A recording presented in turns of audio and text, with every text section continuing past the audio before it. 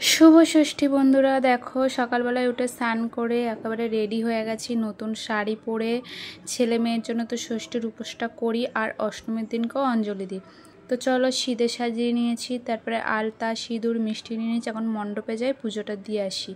তো বন্ধুরা পুজো দিয়ে চলে এসে ছেলে মেয়েকে খেতে দিলাম। মেয়ে চান করবে, করে ও জামা প্যান্ট পরে প্যান্ডেলে যাবে, মানে মণ্ডপে যাবে, আর ছেলেকে একটু পরে পাঠাবো। আর এইদিকে এখন আমি ঘর বাড়িগুলো একটু গুছাচ্ছি, মানে পর্দাগুলো চেঞ্জ করব, বিছানার চাদর পাল্টাবো। তো পর্দাগুলো না আর বছরেই নেবে, এবছরে মানে আর পর্দা কিনিনি, পর্দাগুলো একদমই নতুন আছে। তো চলো পর্দাগুলো পাল্টিয়ে তারপরে বিছানার চাদর পাল্টিয়ে তোমাদের সামনে আসছে। দেখো বন্ধুরা ঘরটাকে কেমন করে সাজালাম অবশ্যই কমেন্ট করে জানাবে ভালো লাগছে কি না। আর এই বিছানার চাদরটা তো তোমাদেরকে দেখিয়েছিলাম, নতুন নিয়েছি।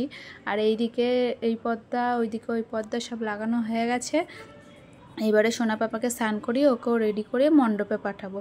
তো আজকে তো আবার ষষ্ঠীর উপোস করেছে, আজকে আর ভাত টাত তো খাবো না, আজকে একেবারে লুচি তরকারি করে নেবো। তো দেখো বন্ধুরা দুপুরের খেতে বসে গেছি। আজকে দুপুরে করেছি ফুলকপি আলু একদম কষা কষা, আর ঘুগনি করেছি পনির দিয়ে, আর আছে লুচি। এই হচ্ছে আজকে দুপুরের লাঞ্চ।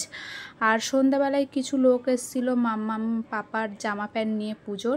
তো তোমাদের দাদা ভাইকে বললাম একটু চাউমিন এনে দিতে, সেই কারণে একটু চাউমিন নিয়ে আসলো। চাউমিনটা এখন মানে একটা প্লেটে দিয়েছি আর দুটো থালায় দিয়েছি, এখন সবাইকে দিয়ে দিই। তো চলো আজকে একটা এরকম ছোট্ট মিনি ব্লগ শেয়ার করলাম, কেমন লাগলো অবশ্যই কমেন্ট করে জানাও।